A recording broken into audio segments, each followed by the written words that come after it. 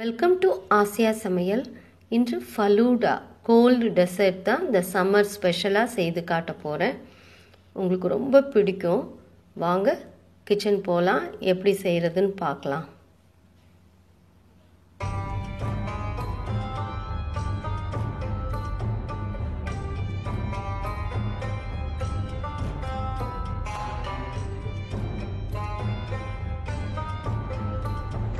இது ஆசியாவின் சமைத்து அசத்தலாம்.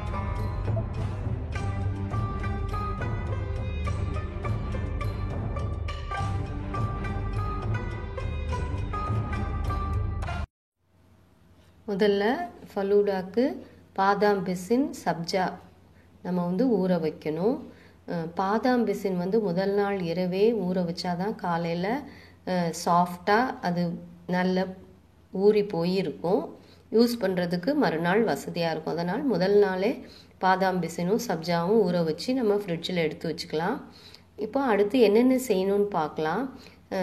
நான் எல்லோ கலர் ஜெல்லியும் பேண்ட் லீவ்ஸ் ஃப்ளேவர்டு அந்த ஜெல்லியும் காய்ச்சி வச்சுருக்கேன் ரெடியாக.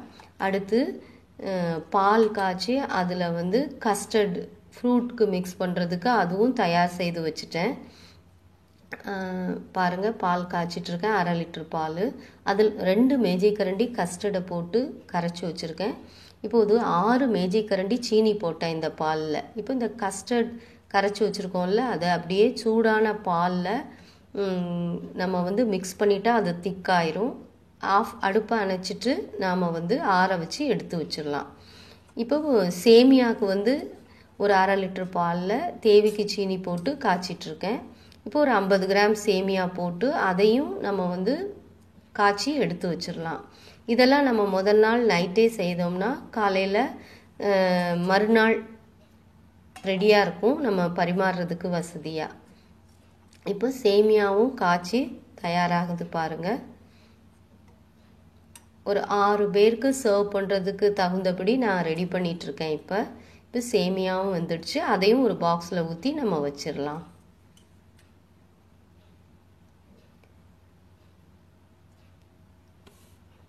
எல்லோ கலர் ஜெல்லியும் க்ரீன் கலர் ஜெல்லியும் நல்லா உறைஞ்சிடுச்சு பாருங்கள். துண்டு போட்டாச்சு. அதையும் ஒரு பாக்ஸில் போட்டு வச்சுட்டா பரிமாறும்போது நமக்கு வசதியாக இருக்கும். இப்போ என்னென்ன ரெடியாக இருக்குன்னு பாருங்கள். Yellow colour jelly, green colour jelly, நான் அப்புறம் ஸ்ட்ராபெரி ஜெல்லியும் காய்ச்சினேன், அதுவும் வச்சுருக்கேன். கஸ்டர்ட் இப்போ தயாராக இருக்குது. இப்போ ஃப்ரூட்ஸ்லாம் கட் பண்ணி ரெடி பண்ணணும். எவ்வளோ அழகாக வந்திருக்கு பாருங்கள். எல்லாம் பாதாம் பிசினும் ஊறிடுச்சு பாருங்கள். இதில் ரோஸ் சிரப் அல்லது நன்னாரி சர்பத் கூட மிக்ஸ் பண்ணி வைக்கலாம். சேமியா ரெடியாக இருக்குது. பாதாம் பிசினில் சேர்த்து பரிமாறும்போது ரோஸ் சிரப் அல்லது நன்னாரி சர்பத் சேர்த்தா அது ஸ்வீட்டாக இருக்கும். இப்போ எல்லாம் தயாராக இருக்குது, பார்த்துட்டீங்க. இப்போ நம்ம ஃப்ரூட்ஸ்லாம் கட் பண்ணி ரெடி பண்ணணும். இப்போ நான் ஆப்பிள் பொடியாக கட் பண்ணி வச்சுருக்கேன். அது கருக்காமல் இருக்கிறதுக்கு இந்த டின் பைனாப்பிளில் உள்ள சிரப்பில் போட்டு வச்சோன்னா நம்ம இந்த ஆப்பிள் கருக்காது. இல்லாட்டி சுகர் சிரப்பில் வைக்கலாம். நான் எப்போவுமே இந்த டின்னில் இருக்கிற சிரப்பில் ஆப்பிள் போட்டு வைப்பேன், கருக்காது. பைனாப்பிளை பொடியாக கட் பண்ணி எடுத்துக்கலாம். நான் எடுத்துருக்கிற fruits pineapple, apple, mango and grapes என்கிட்ட இருந்த ஃப்ரூட்ஸை எடுத்திருக்கேன். நீங்கள் உங்கள்கிட்ட என்னென்ன ஃப்ரூட்ஸ் இருக்கோ நீங்கள் அதை உங்கள் விருப்பத்துக்கு நீங்கள் சேர்த்துக்கலாம். நான் இப்போ எல்லா ஃப்ரூட்ஸையும் கட் பண்ணி நான் கஸ்டர்டில் மிக்ஸ் பண்ண போகிறேன். அதுவும் பண்ணி வச்சிட்டோம்னா வசதியாக இருக்குங்கிறதுக்காக. இப்போ எல்லா ஃப்ரூட்ஸும் கட் பண்ணி ரெடியாக இருக்குது. கஸ்டர்டும் காய்ச்சி ஆறி ரெடியாக இருக்குது. இப்போ அதை மிக்ஸ் பண்ணிடலாம். நீங்கள் இதை தனியாக ஃப்ரூட் கஸ்டர்ட் கூட பரிமாறலாம். ஆனால் நம்ம இதை ஃபலூடாக்காக செஞ்சிட்ருக்கோம். சில பேர் இந்த கஸ்டர்ட்லாம் சேர்க்காமல் வெறும் ஃப்ரூட்ஸை கூட வைப்பாங்க. நான் பிள்ளைங்க கஸ்டர்ட் ஃப்ரூட் கேட்டால் கொடுக்கலான்னு இப்படி மிக்ஸ் பண்ணி வச்சுருக்கேன். இப்போ எப்படி சர்வ் பண்ணுறதுன்னு பார்க்கலாம் வாங்க. எல்லாமே தயாராக இருக்குது. சர்வ் பண்ண வேண்டியதான். நல்ல டால் கிளாஸ் 2 கிளாஸ் எடுத்துக்கோங்க. இப்படி முதல்ல சேமியா போட்டுக்கோங்க.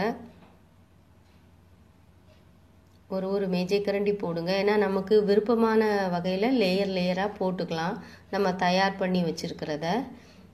சுகர் உங்கள் இஷ்டம்தான், நீங்கள் மைல்டாக போட்டு காய்ச்சிக்கோங்க. பாதாம் பிசின் சேமியா போட்டுட்டு பாதாம் பிசின் போடுங்க. நீங்கள் வந்து விரும்பினா நன்னாரி சர்பத்தோ அல்லது ரோஸ் சிரப்போ ஆட் பண்ணிக்கலாம். அடுத்து வந்து சப்ஜா போடலாம். நான் வந்து ஜெல்லிலேயே ஸ்வீட்னஸ் இருக்குங்கிறதுக்காக நான் சிரப் எதுவும் ஆட் பண்ணலை. ஆனால் கண்டிப்பாக நீங்கள் சிரப் ஆட் பண்ணுங்கள். இப்போ எல்லோ கலர் ஜெல்லி போட்டேன். அடுத்து வந்து இந்த ஸ்ட்ராபெரி அல்லது ரூஹாப்ஸா ஃப்ளேவர் உங்கள்கிட்ட என்ன இருக்கோ அந்த ஃப்ளேவரில் ஜெல்லி பண்ணிக்கோங்க.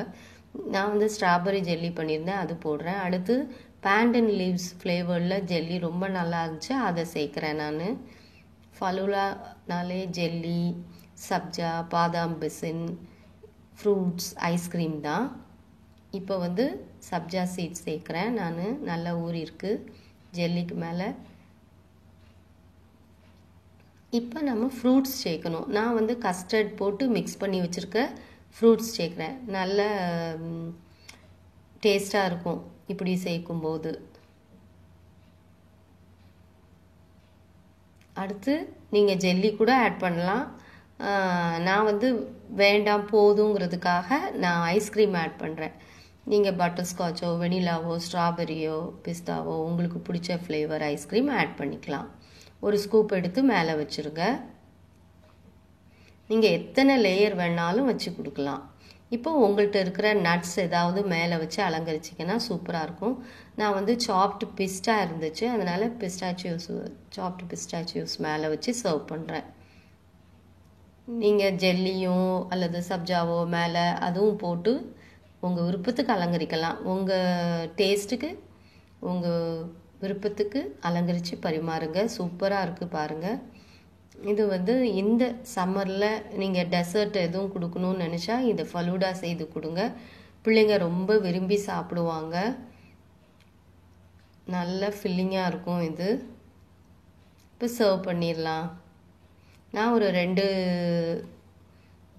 கிளாஸஸில் வச்சு காட்டியிருக்கேன். நீங்கள் பெரிய பவுலில் கூட வச்சு கொடுக்கலாம்.